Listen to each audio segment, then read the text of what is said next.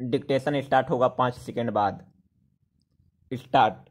भारत के लगभग 25 करोड़ बच्चे कमोबेश 16 महीने से स्कूली कक्षाओं से दूर हैं, जबकि दुनिया भर के करीब 170 देश सीमित क्षमताओं में ही सही अपने यहाँ इसे संचालित कर रहे हैं।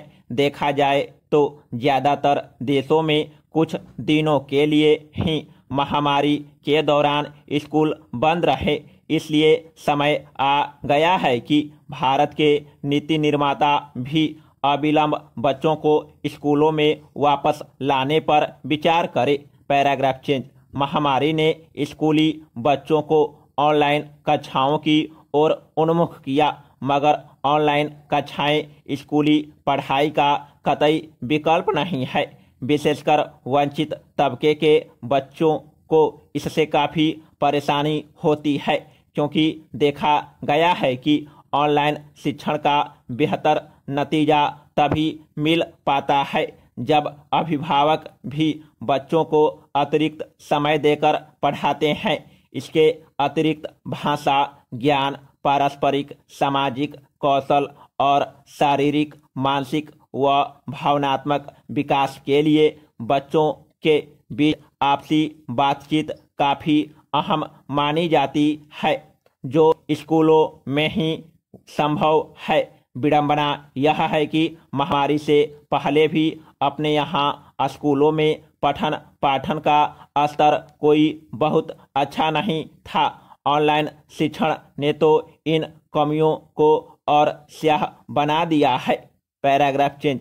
दुखद है कि भारत की अनलॉक प्लानिंग में पर्यटन व आर्थिक गतिविधियों पर जोर दिया गया है, लेकिन शैक्षणिक क्रियाकलापों और स्कूलों को खोलने पर कम ध्यान दिया जा रहा है।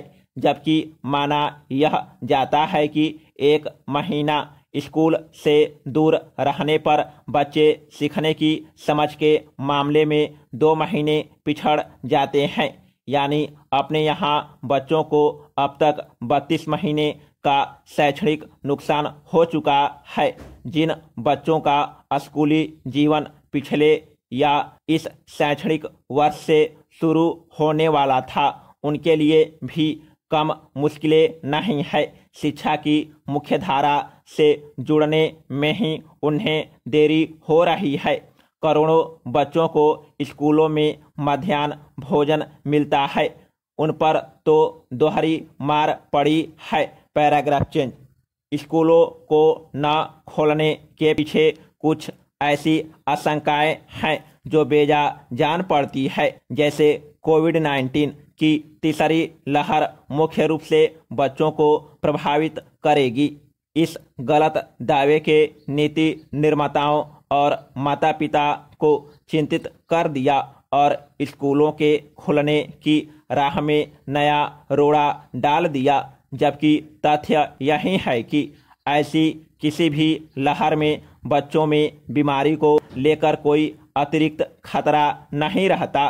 Paragraph change. यहाँ 3 अन्य वैज्ञानिक तथ्यों पर भी गौर किया जाना चाहिए। इनमें पहला है, स्कूलों को खोलने के लिए बच्चों में टीकाकरण की अनिवार्यता नहीं है, जिसकी तस्दीक दुनिया भर के विशेषज्ञ करते हैं। देखा जाए तो अभी तक किसी भी देश ने 12 वर्ष से कम उम्र के बच्चों का टीकाकरण शुरू नहीं किया है। चूँकि इस आयु वर्ग के लिए खतरा कम है, इसलिए अगले कुछ महीनों तक छोटे बच्चों को टीकाकरण में प्राथमिकता देने की शायद ही संभावना है। दूसरा, स्कूल कर्मचारियों का टीकाकरण एक अच्छा विचार जरूर है, लेकिन स्कूल खोलने की यह अनिवार्यता शर्त नहीं होनी चाहिए। और तीसरा, छोटे बच्चों 8वीं कक्षा तक के लिए स्कूल पहले शुरू किए जाने चाहिए, क्योंकि इस आयु वर्ग में जोखिम बहुत कम होता है। 9वीं से 12वीं कक्षा के बच्चों के लिए स्कूल खोलते वक्त हमें अधिक सावधान रहना चाहिए और अतिरिक्त सुरक्षा उपाय अपनाने चाहिए। साफ है, राज्य सरकारों को स्कूल खोलने के लिए जरूरी कदम जल्द से जल्द उठाना चाहिए और इसके लिए सर्वोच्च प्राथमिकता के साथ एक विस्तृत कार्य योजना बनानी चाहिए। केंद्र सरकार इसके लिए एक व्यापक सैद्धांतिक योजना बना सकती है जिसमें सुधार या लागू करने का अधिकार राज्यों के पास होना चाहिए। इस काम में वैश्विक साक्ष्यों पर गौर करना चाहिए, शिक्षा विशेषज्ञों और महामारी विज्ञानियों से राय मशविरा करना चाहिए और फिर हालात के मुताबिक नियमों में फेरबदल की गुंजाइश होनी चाहिए। Paragraph change. वास्तव में अब सभी स्कूलों, सरकारी और निजी दोनों को बच्चों के लिए खोल देना चाहिए, लेकिन उन सरकारी स्कूलों को खास तौर से तवज्जो देनी चाहिए जहां समाज के निचले व वंचित तबके के बच्चे पढ़ते हैं और जिन्हें दोपहर का भोजन दिया जाता है। ऐसा करना इसलिए भी जरूरी है क्योंकि इन स्कूलों में पढ़ने वाले ज़्यादातर बच्चे इतने संपन्न नहीं होते कि घर पर उचित शैक्षणिक मार्गदर्शन प्राप्त कर सके। Paragraph change. स्कूलों को खोलने से पहले जरूरी यह भी है कि कक्षा के अंदर उचित वेंटिलेशन और बच्चों के बीच शारीरिक दूरी सुनिश्चित करने के लिए जरूरी ढांचागत बदलाव किए जाए। खुली और छायादार जगहों पर कक्षाएं आयोजित करने पर विचार किया जाना चाहिए।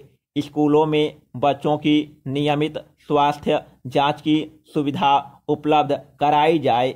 कोविड उपयुक्त व्यवहार की जानकारी साझा करना और शैक्षणिक गतिविधियों में अभिभावकों को सम्मिलित करना भी जरूरी है। स्कूल शिक्षकों और अन्य कर्मचारियों को भी यह प्रशिक्षण देना होगा कि वे कोविड उपयुक्त व्यवहार के प्रति न सिर्फ संवेदनशील रहे बल्कि यह भी सुनिश्चित करे कि बच्चे भी कक्षाओं में उनके पालन में किसी तरह की कोताही न बरते। Paragraph change. शुरुआत में कक्षाएं पुराने दौर से इतर नियमित न होकर हर दूसरे दिन 3 दिनों में एक बार या सप्ताह में एक दिन बुलाई जा सकती है।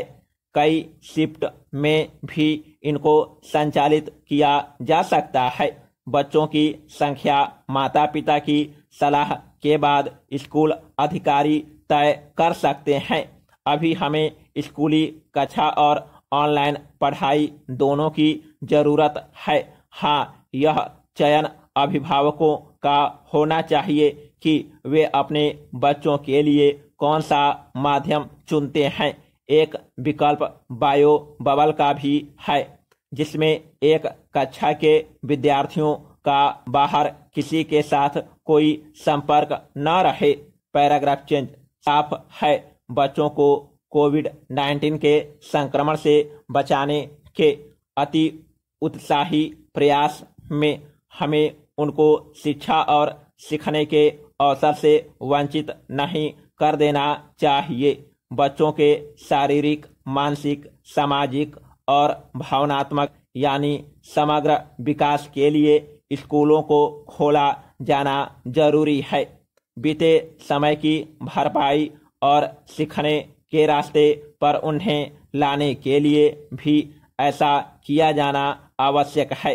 वास्तव में अब अपने देश में भी स्कूलों को फिर से नियमित करने का समय आ गया है। समाप्त।